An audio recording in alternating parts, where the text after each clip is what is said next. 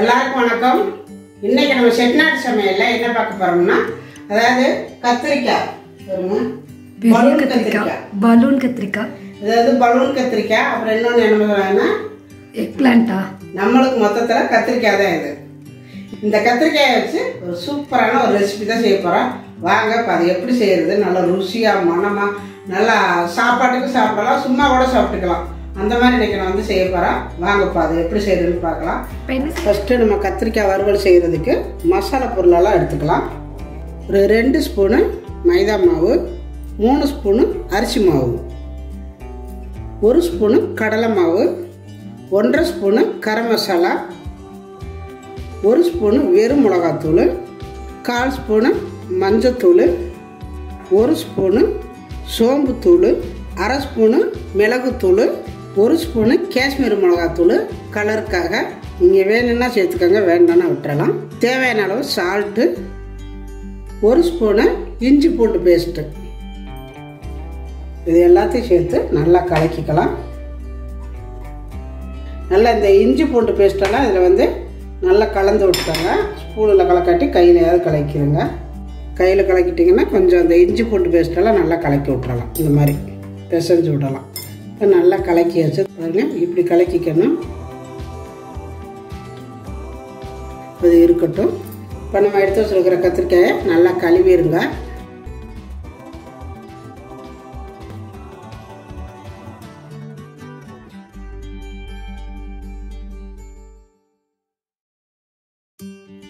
இப்போ பாருங்கள், நம்ம வெட்டி எடுத்தோடனே நல்லா இருக்குது. அந்த இதெல்லாம் எடுக்கிறதுக்கு நல்லா இருக்குது.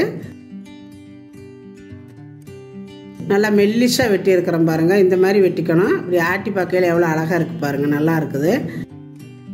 இப்போ இதில் லைட்டாக எண்ணெய் தடவிக்கணும். அப்போ தான் நம்ம வந்து அந்த மசாலா எல்லாம் அதில் உள்ளே பிடிக்கணும்னா அந்த மாதிரி லைட்டாக எண்ணெய் தடவிக்கிட்டு அதுக்கப்புறம் மசாலையை வச்சோம்னா நல்லா பிடிச்சிக்கும். நல்லா 2 சைடும் இந்த மாதிரி எண்ணெய் தடவிக்கோங்க.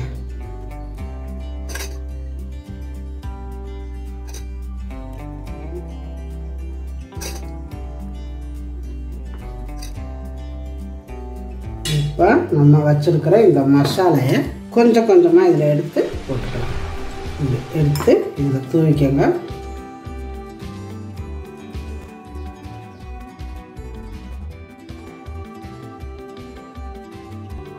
போட்டுட்டு இந்த மாதிரியே நல்லா தூவி விட்டுக்கோங்க.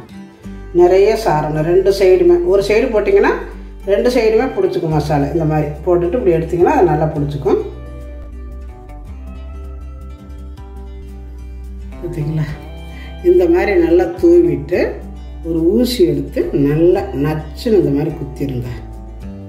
இந்த மாதிரி நம்ம குத்தி வச்சுட்டு இதை வந்து அப்படியே எண்ணெய்க்கில் போட்டு பொரிச்சு எடுக்கிறதுனால எடுக்கலாம், இல்லை அப்படியே அடுப்பில் வந்து வாட்டி எடுத்தாலும் எடுக்கலாம், நல்லாயிருக்கும். இப்போ இது கொஞ்சம் நேரம் இப்படியே அந்த மசாலா இதில் பிடிக்கணும். அனந்துட்டு இருக்கட்டும். இப்போ நம்மக்கிட்ட இருக்கிற இன்னொரு காயை ரவுண்டாக வெட்டிக்கலாம். வெட்டிடுங்க. முனியை வெட்டிட்டு நல்லா லேஸாக போடணும்.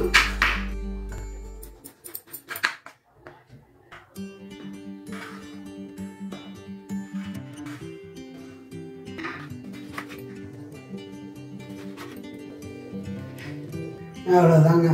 பாருங்க, வெட்டியாச்சு. நம்ம இதை எடுத்து ஒரு பாத்திரத்தில் வச்சுக்கலாம். இப்போ இந்த மசாலையில் கொஞ்சமாக தண்ணி ஊற்றிக்கலாம். நல்லா பரட்டிக்கணும். இந்த மாதிரி கலக்கி வச்சுக்கணும். நம்ம வெட்டி வச்சுருக்கிற இந்த கத்திரிக்காய் பாருங்கள், இந்த மாதிரி லேஸாக வெட்டிக்கணும். இப்போ இதில் போட்டு பரட்டி எடுத்துக்கலாம்.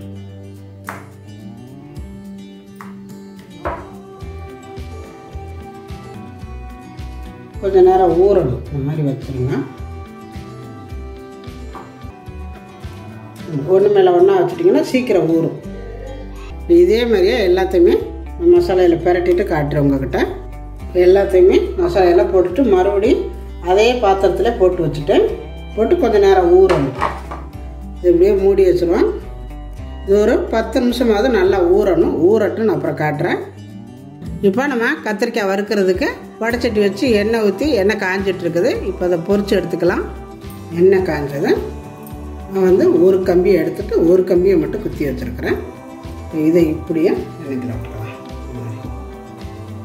இது வந்து தனித்தனியாக, அதாவது நீல வாக்கில் வெட்டி தனித்தனியாகவும் பொரிச்சுக்கலாம். ஆனால் மொத்தமாக இந்த மாதிரி வந்து நம்ம வேக வைக்கும் பொழுது அது ஒரு மாதிரி டேஸ்ட்டாக இருக்கும். இது மொத்தமாக வேக வைக்கும் பொழுது அந்த கத்திரிக்காயோட வாசமெல்லாம் அதுக்குள்ளேயே சார்ந்திருக்கும். நம்ம உடச்சி சாப்பிடும் பொழுது, அதை பிச்சு சாப்பிடும் பொழுது எல்லா கத்திரிக்காயும் சேர்ந்து வேகுது பார்த்திங்களா. இப்போ உள்ளுக்குள்ளே இருக்கும் அந்த வாசம் ரொம்ப நல்லாயிருக்கும்.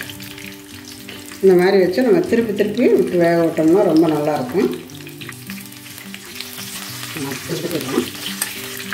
இது கொஞ்ச நேரம் தான் இந்த மாதிரி ஊசியில் வச்சா குத்தி குத்தி இந்த மாதிரி திருப்பி விடணும்.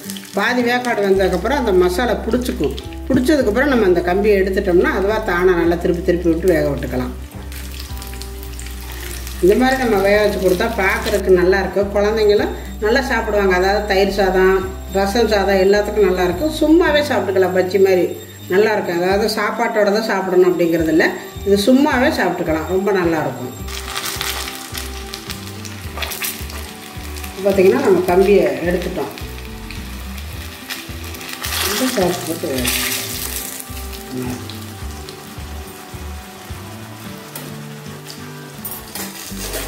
பார்த்திங்கன்னா நல்லா வெந்துருச்சு.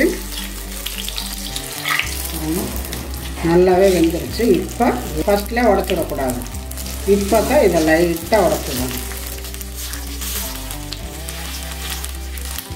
ரொம்ப உடச்சிட வேண்டாம், லைட்டாக அந்த மாதிரி பண்ணனால இப்படி அப்படியே எடுத்து லைட்டாக அந்த பக்கம் திருப்பி போட்டுக்கோங்க. அவ்வளோதான். இந்த பக்கமும் அதே மாதிரி.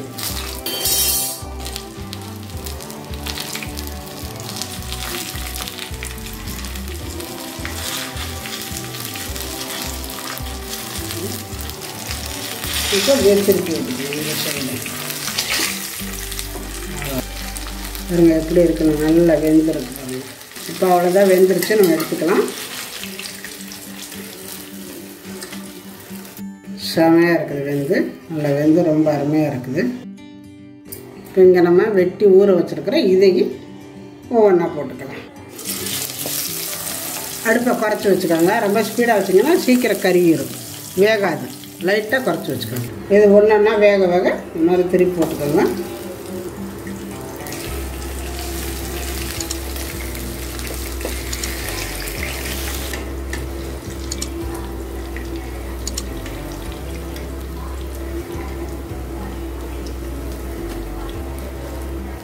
அடுப்பு அது மாதிரி குறைச்சி வச்சு வேக விடுங்க.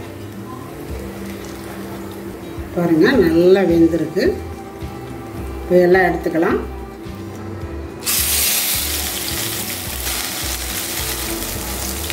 இப்போ பாருங்கள் நம்ம எல்லாமே வறுத்து எடுத்தாச்சு. கத்திரிக்காயெல்லாம் பாருங்கள் எவ்வளோ அழகாக வந்திருக்குன்னு. சூப்பராக இருக்குது. இந்த மாதிரி நம்ம வந்து வறுத்து வச்சு சாப்பிடும் பொழுது ரொம்ப நல்லாயிருக்கும். இதுவும் டிஃப்ரென்ஸாக இருக்கும் சாப்பிட்றதுக்கு. இந்த மாதிரி கொடுத்தா, அதாவது ஒரே மாதிரி வறுத்து கொடுக்காம இந்த மாதிரி வறுத்து கொடுக்கும் பொழுது, முழு கத்திரிக்காயை அந்த மாதிரி வறுத்து கொடுக்கும் பொழுது குழந்தைங்க பார்த்தோன்னா சூப்பராக இருக்குது அப்படின்னு சொல்லி சாப்பிட உட்காந்துருவாங்க. எங்கள் தியாவெல்லாம் இந்த மாதிரி செஞ்சு கொடுத்தோம்னா சாப்பிட்ருவாங்க.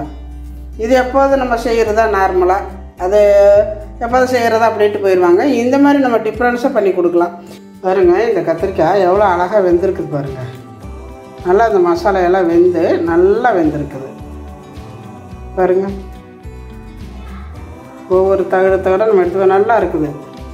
இந்த மாதிரி நீங்கள் செஞ்சு கொடுங்களேன். இந்த மாதிரி நம்ம வந்து அப்படியே தனித்தனியாக எண்ணெய்க்கில் போட்டு எடுக்கிறத விட இந்த மாதிரி நம்ம செஞ்சால் அந்த கத்திரிக்காய் வாசம் இதுக்குள்ளேயே இருக்கும், வெளியில் போயிடாமல். பாருங்கள் நான் ஒன்று எடுத்து காட்டுறேன். எவ்வளோ நல்லா இருக்குது பாருங்கள். நல்லா வந்திருக்குது காய் பாருங்கள். நல்லா இந்த வெளியில் இருக்கிற காயெல்லாம் நல்லா மொறுமொறுன்னு இருக்குது பாருங்கள். உடையுது பாருங்கள். அதாவது பெரிய கத்திரிக்காயில் தான் இப்படி செய்யணும் அப்படிங்கிறதுல, நம்ம நாட்டு கத்திரிக்காய் அதுலேயும் கூட இந்த மாதிரி செய்யலாம். ரொம்ப நல்லாயிருக்கும். நல்லா கீத்து போட்டு இந்த மாதிரி கொடுத்திங்கன்னா நல்லாயிருக்கும் சாப்பிட்றதுக்கு. மசாலையை போட்டு தடவி லைட்டாக வேக வச்சு எடுத்திங்கனாலே அவ்வளோ நல்லாயிருக்கும். எனக்கு இங்கே வச்சதும் பாரு, இதுவும் பாருங்கள் எவ்வளோ அழகாக வந்திருக்குன்னு. இது வந்து நீங்கள் பிச்சு பாருங்கள், ஒத்த கையால் பிக்கலாம், நல்லாயிருக்கும். நல்லா வெந்துருச்சு காய்.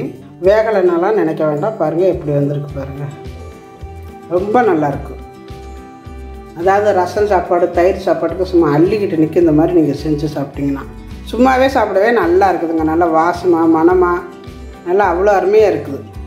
ரொம்ப ஈஸியாக சிம்பிளாக வறுவல் எப்படி செய்கிறது அப்படின்னு தான் எனக்கு நான் செஞ்சு காட்டியிருக்கிறேன். இதே மாதிரி நீங்களும் செஞ்சு பாருங்கள். செஞ்சு பார்த்துட்டு எப்படி வந்துச்சு அப்படிங்கிறத எனக்கு கமெண்ட்டில் சொல்லுங்கள். இந்த வீடியோ பிடிச்சிருந்தா லைக் பண்ணுங்கள், ஷேர் பண்ணுங்கள், செட்டிநாட்டு சமையலுக்கு சப்ஸ்கிரைப் பண்ணுங்கள். நன்றி. வாழ்க வளமுடன்.